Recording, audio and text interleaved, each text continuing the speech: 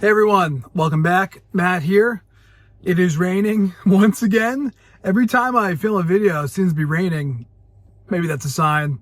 Maybe it's nothing. Anyway, today I wanted to make a video about my EV ownership over the last several years and the switch we made back in 2023 to go pure electric. We don't own any gas cars.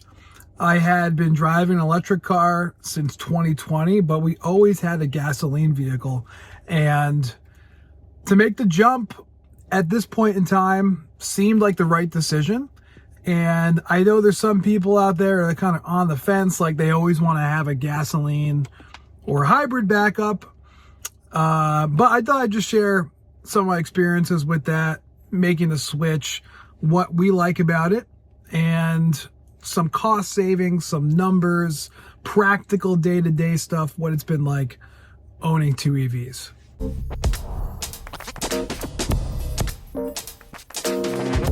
So in December of 2023, we decided to get an EV9. I was still driving my Tesla Model S. I had a 2017. It was a 75D dual motor. Love that car to death. In some ways, wish I still had it, but that's a video for another day. So we were driving, we had a Kia Sportage, which we were leasing through Kia, and I had pre-ordered the EV9, and in December, they were just starting to roll out the EV9s, and to my knowledge, I was expecting to get my car, I think in February. I had pre-ordered a Land EV9 and this wind trim, and I think it was called Panthera Metal or something like that, came into the dealership. They called me and said, hey, we have this car. You want to come check it out? And I thought it'd be a nice Christmas present for my wife to get that car. So we decided to go with the Wind, and we were one of the first people in Massachusetts to get that vehicle. So it's pretty cool driving around.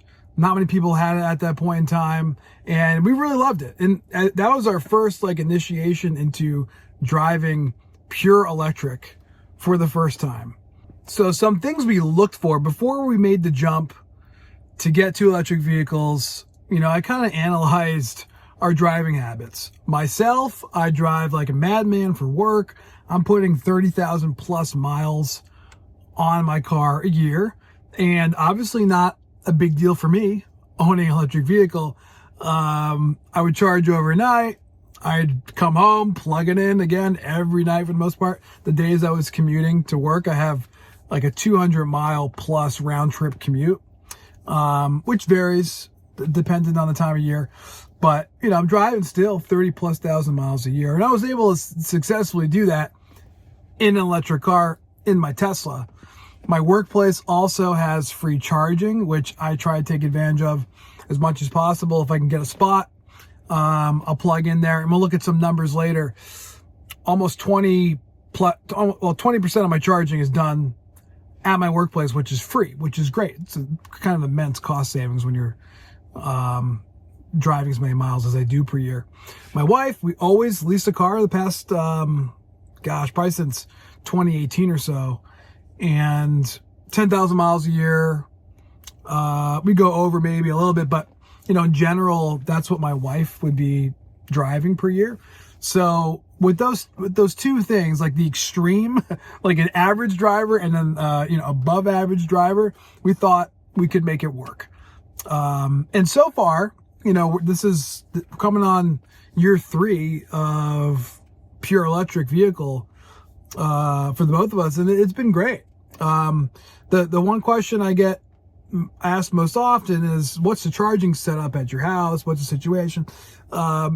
Myself, when I am commuting, I'm leaving at 6 in the morning and I'm getting home sometimes at 9, 10 o'clock at night.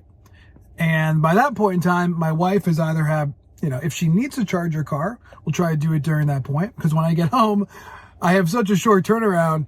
I need to plug my car in, especially the Cybertruck, which has a very large battery and needs like 10 hours sometimes if I come back. I'm not arriving home with a dead battery. Maybe I get home at 40, 50%, but still, I need at least 6-7 hours of charging. So it's kind of like our unspoken arrangement is, you know, Matt gets a charger from the hours of like 10 p.m. to 6 a.m., right? So we're able to stick to that, you know, and I will say it's nice now having the Model Y and the Cybertruck, like 2 Teslas, because it's so seamless, the integration with your phone app. And, you know, like if I get home and my wife's car's plugged in, I can just walk up on my phone, unplug it, unlock it. You know, it's like, it's not a big to do, as it was with the Kia and the Tesla. So, I do like having 2 Teslas in terms of the integration, with the phone app and all that sort of stuff. It's quite convenient. So besides that, our charging schedules are at this point in time in alignment and have been in alignment. My wife probably only plugs her car in once a week, you know, like, you know, we're talking, couple 100 miles a week that she'll be driving. Or on the flip side for me, I'm probably doing 12 to 1500 miles a week, when I'm, you know, kind of in my heavy commuting season. So in terms of the way we charge, we have a level 2 charger. I've had a Tesla wall connector, since we moved here several years ago.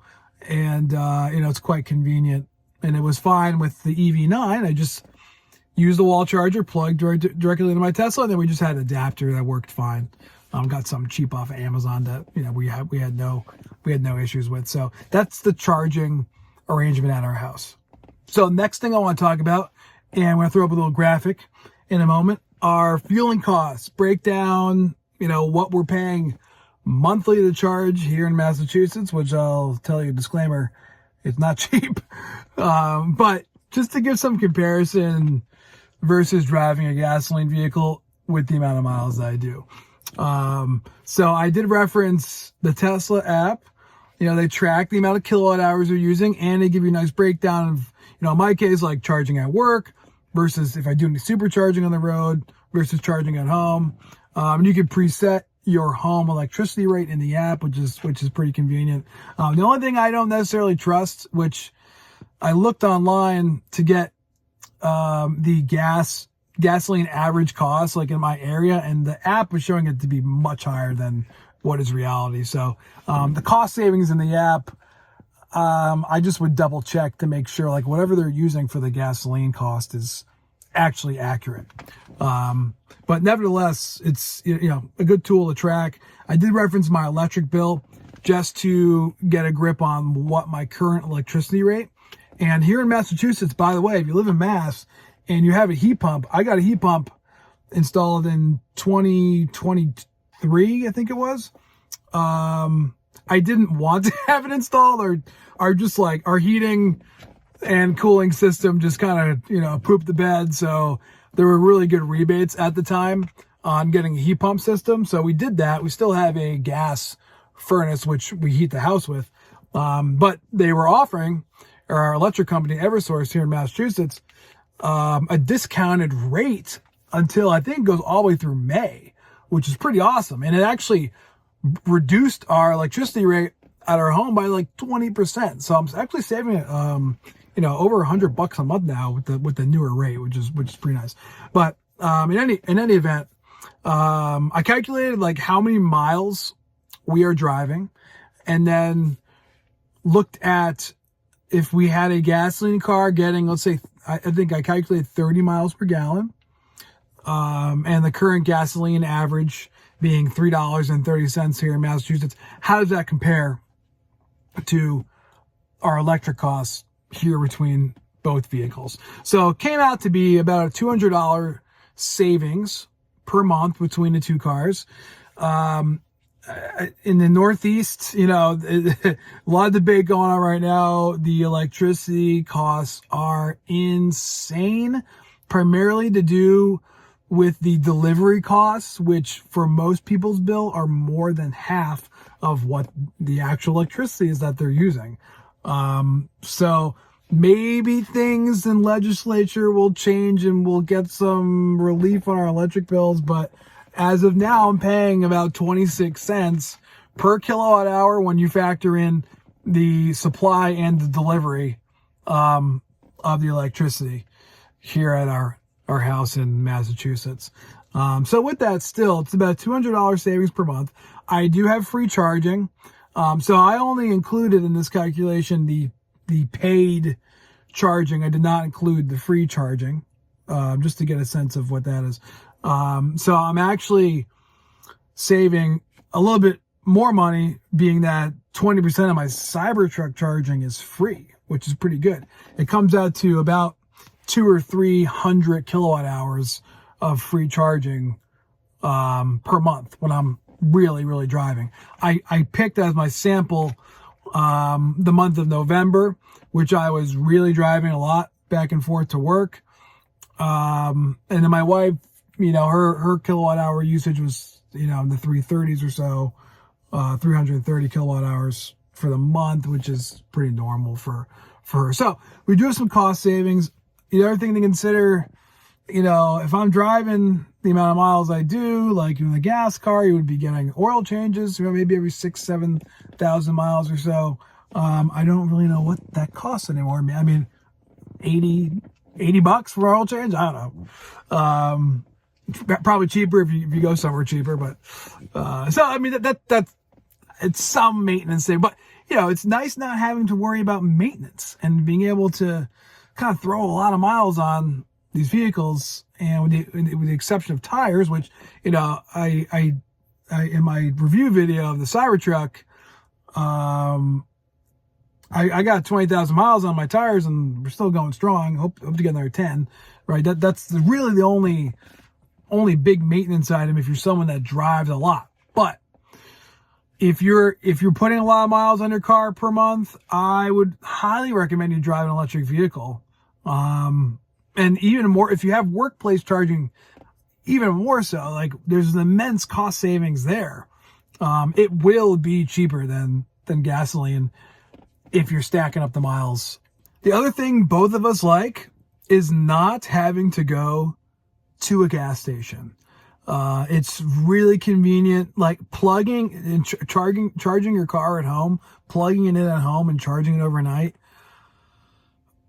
I think it's one of the most underrated parts of EV ownership. And it's something that if you've been driving gasoline cars your whole life, like it's a way different system, way different approach. And, often it's like, well, don't you get range anxiety, like traveling? Oh, no. I mean, the charging infrastructure is so good now. And even if you don't have a Tesla, the network being open to almost every OEM now is incredible. I mean, I wouldn't be able to say a couple of years ago, like, to recommend maybe getting a car if you're doing a lot of road tripping, if it wasn't the Tesla. But now, with the networks open and Magic Docks opening and at least the availability of being able to have an adapter with your older car and the newer ones being shipped with NACS support, I think it's pretty incredible. So it's a way different mindset. It is so much more convenient just being able to come home and plug your car in and having 300 plus miles of range available to you the next day, never having to go to a gas station. It's just, we're just so used to it at this point in time. It's one of the things that we both remark on and continue to remark on. I don't even pay attention to the price of gasoline. It's fine. People ask me, I'm like, I have no idea what it costs. I actually, for the sake of this video, I had to look up, like, what's the average cost? We live in Massachusetts. What's the average cost of gasoline here in Massachusetts? So, you just stop paying attention to that sort of thing. So different mindset, convenience factor, I think is far more elevated than people give it credit for. So in conclusion, if you are on the fence about going all EV, I would just do it. For us, you've gotten a sense of what our lifestyle is. Maybe it's similar to what yours is. My wife, who's put on 10,000 miles a year, perfect having an electric car. And on the extreme side, myself doing 30,000 plus miles a year, still works for us. Maybe because there's such a discrepancy between the amount of miles. If you had, you and your spouse also putting on 20, 30,000 miles a year commuting. I don't know.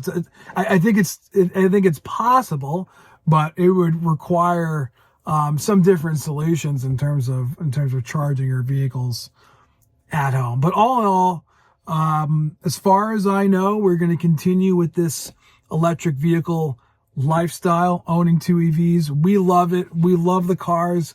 We love the technology. We love the driving experience. I didn't really talk about that too much. But you know, the electric vehicle drivetrain and everything that comes with it, the convenience factors, being able to, you know, I mean, obviously gasoline cars can have apps and things now, but it's nice being able to just run our vehicles when it's hot, when it's cold, not worry about emissions or anything like that. Just, you know, it's just it's a much more convenient lifestyle for us, and so far so good. So drop me a comment. Are you on the fence? Do you also have 2 electric vehicles? I'm curious to hear from you guys. What's your experience like? And I'll catch you in the next video. Like, comment, and subscribe to Out of Spec. See you guys later.